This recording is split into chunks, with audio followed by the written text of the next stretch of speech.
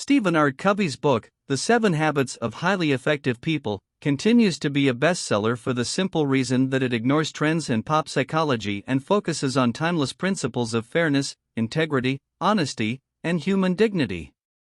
One of the most compelling books ever written, The 7 Habits of Highly Effective People, has empowered and inspired readers for over 25 years.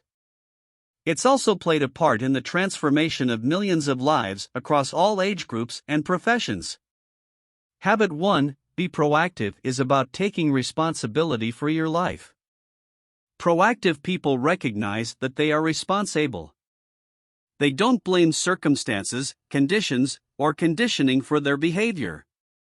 They know they can choose their behavior. Reactive people, on the other hand, are often affected by their physical environment. They find external sources to blame for their behavior. If the weather is good, they feel good. If it isn't, it affects their attitude and performance, and they blame the weather. All these external forces act as stimuli that we respond to. Between the stimulus and the response is our greatest power. We have the freedom to choose our response. One of the most important things we choose is what we say. Our language is a good indicator of how we see ourselves.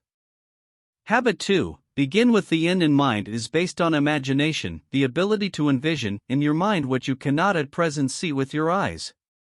It is based on the principle that all things are created twice. There is a mental, first, creation, and a physical, second, creation. The physical creation follows the mental, just as a building follows a blueprint.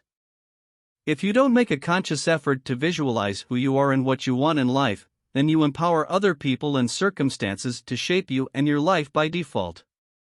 It's about connecting again with your uniqueness and then defining the personal, moral, and ethical guidelines within which you can most happily express and fulfill yourself. Habit 3, Put first things first, is the exercise of independent will toward becoming principle-centered. Habit 3 is the practical fulfillment of habits 1 and 2. Habit 1 says, you are the creator. You are in charge. Habit 2 is the first mental creation, based on imagination, the ability to envision what you can become. Habit 3 is the second creation, the physical creation. This habit is where habits 1 and 2 come together. It happens day in and day out, moment by moment. It deals with many of the questions addressed around time management.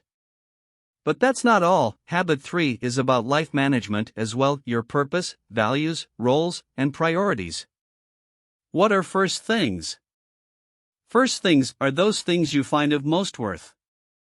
If you put first things first, you are organizing and managing time and events according to the personal priorities you established in Habit 2. Habit 4, Think win-win. Think win-win isn't about being nice, nor is it a quick-fix technique. It is a character-based code for human interaction and collaboration. Most of us learn to base our self-worth on comparisons and competition.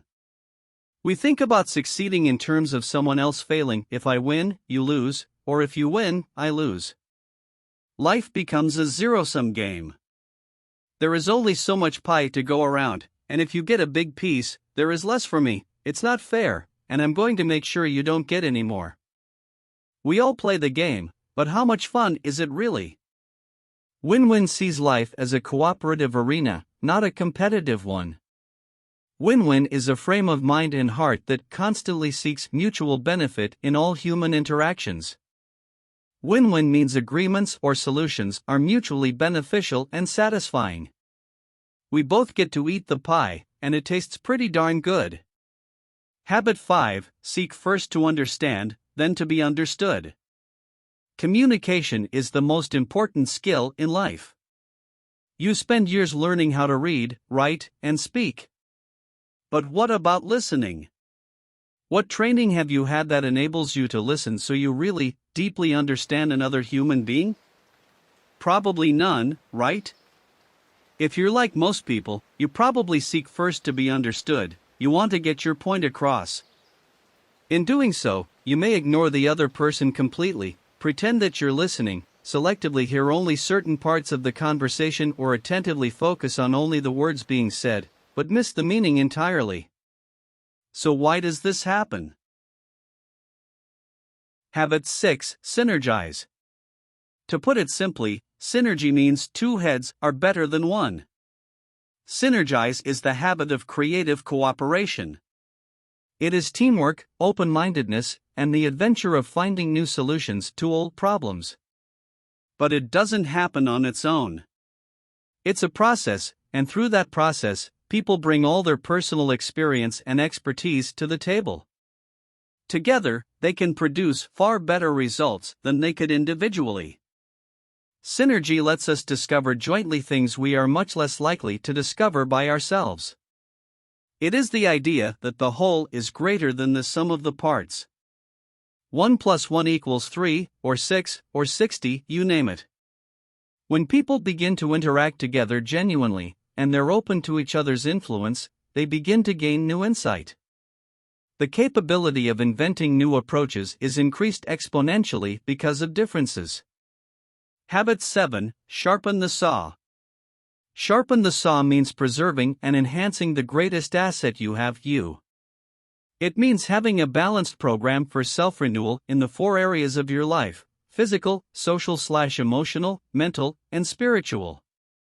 As you renew yourself in each of the 4 areas, you create growth and change in your life. Sharpen the saw keeps you fresh so you can continue to practice the other 6 habits. You increase your capacity to produce and handle the challenges around you. Without this renewal, the body becomes weak, the mind mechanical, the emotions raw, the spirit insensitive, and the person selfish. Not a pretty picture, is it? You can pamper yourself mentally and spiritually. Or you can go through life oblivious to your well-being. You can experience vibrant energy. Or you can procrastinate and miss out on the benefits of good health and exercise. You can revitalize yourself and face a new day in peace and harmony. Or you can wake up in the morning full of apathy because your get up and go has got up and gone. Every day provides a new opportunity for renewal, a new opportunity to recharge yourself instead of hitting the wall. All it takes is the desire, knowledge, and skill.